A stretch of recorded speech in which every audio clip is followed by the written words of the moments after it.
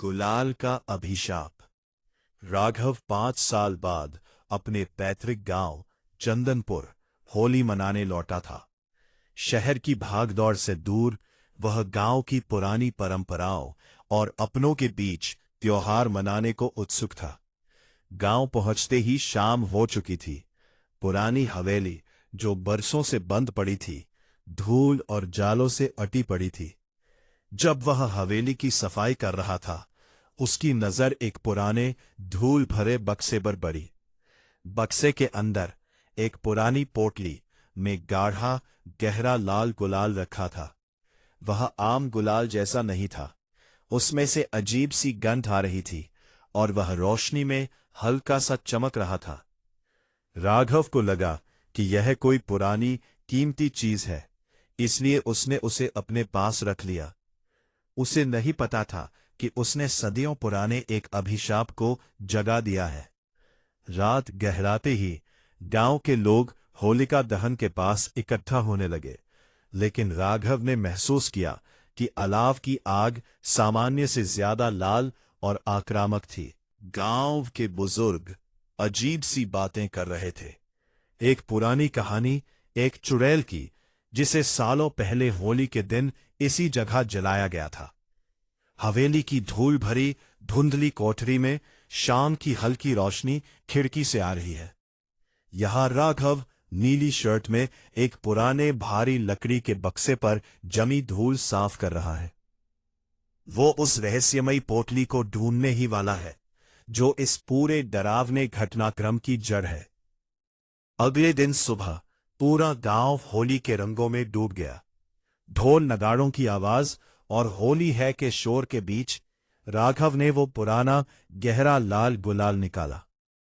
जैसे ही उसने वो गुलाल हवा में उछाला, माहौल बदल गया।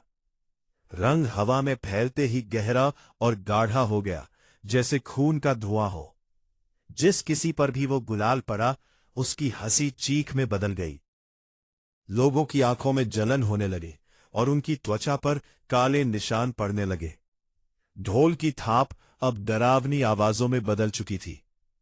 तभी हवा में उड़ते हुए लाल गुलाल के बीच राघव को एक आकृति दिखाई दी।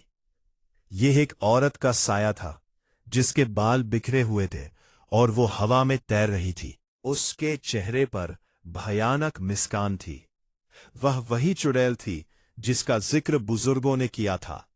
राघव समझ गया कि वह गुलाल आम नहीं, बल्कि उस चुड़ैल की राख और अभिशाप से बना था। वह गुलाल के जरिए वापस आ गई थी। दिन के उजाले में चल रहा होली का जश्न अचानक दुष्स्वप्न में बदल जाता है। हवा में चारों तरफ लाल गुलाल के डरावने बादल छाए हैं।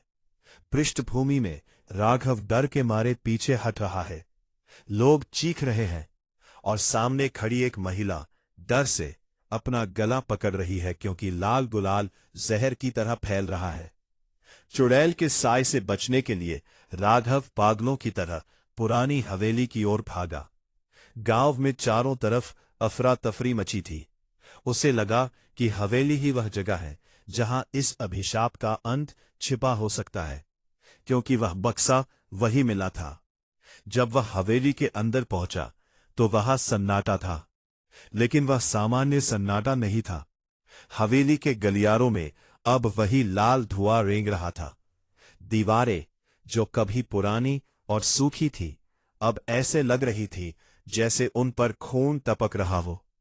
उसे लगा कि कोई उसे देख रहा है। परछाइयां दीवारों पर तैर रही थी। हवा ठंडी हो गई थी और उसमें फुसफुसाहटें गूंज रही थी। उसे एहसास हुआ कि उसने सिर्फ उस गुलाल को ही नहीं, बल्कि हवेली में कैद उन सभी बुरी आत्माओं को आजाद कर दिया है जो उस चुड़ैल की साथी थी। अब वो हवेली एक भूल भुलैया बन चुकी थी, जहां से बाहर निकलने का रास्ता बंद हो चुका था। रात के अंधेरे में हवेली का भयावह नजारा डरावनी लग रही है। दीवारें सूखे खून जैसे गहरे लाल रंग से सनी हुई है। धुंधली टिमटिमाती रोशनी में गलियारे के अंत में एक अस्पष्ट प्रेतवाधित औरत की आकृति चुड़ैल तैरती हुई दिखाई दे रही है। हवा में अभी भी लाल गुलाल का असर बाकी है। राघव समझ गया कि भागने से काम नहीं चलेगा, उसे उस अभिशाप को खत्म करना होगा। वो भागकर उसी कोठरी में गया जहां उसे वो बक्सा मिला था। हवेली हिल रही थी, जैसे वो उसे रोकना चाहती हो। कोठरी में पहुंचकर उसने देखा कि फर्श पर थोड़ा सा शुद्ध गुलाल, जो वो शहर से लाया था, गिरा हुआ था। उसने चुड़ैल के उस पुराने अभिशप्त बक्से को उठाया और हवेली के चौक में ले आया। चुड़ैल का साया उसके बिल्कुल करीब था। उसकी लाल आंखें राघव को घूर रही थी। राघव ने अपनी सारी ताकत लगाकर वह शुद्ध गुलाल उस पुराने बक्से पर फेंका और साथ ही होलिका दहन की बची हुई पवित्र राख, जो वह रात को लाया था, भी उस पर डाल दी। एक जोरदार धमाका हुआ। बक्से से एक भयानक चीख निकली। वह लाल धुआं, जो हवा में छाया था, तेजी से बक्से के अंदर खींचने लगा। चुड़ैल की आकृति सिकुड़ने लगी।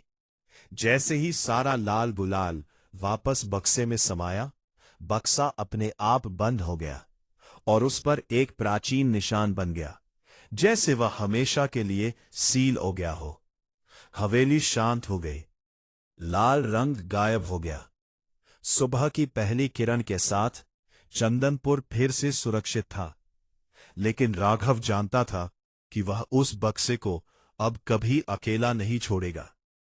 उसने उसे हवेली के सबसे गहरे तहखाने में दफन कर दिया।